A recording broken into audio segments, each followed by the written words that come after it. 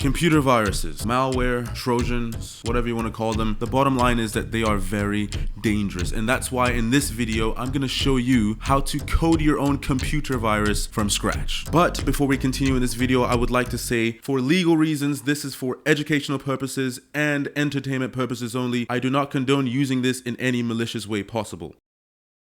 Now let's get into the video.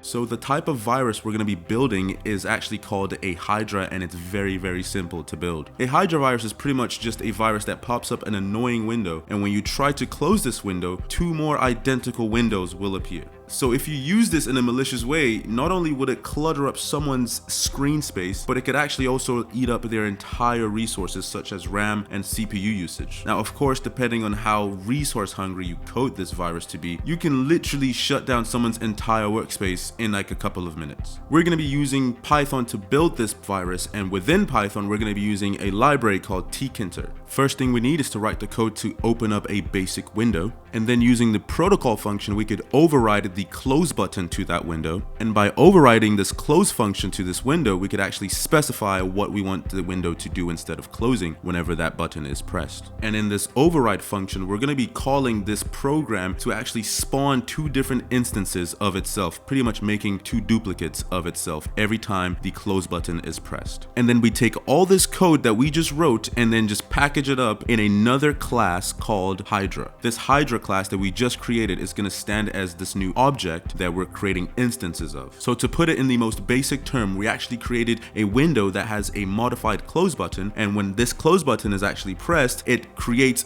two identical versions of itself, so two identical windows that has this same identical modified close button. So anytime you try to close one of these windows, it's actually going to create and spawn two identical versions of itself.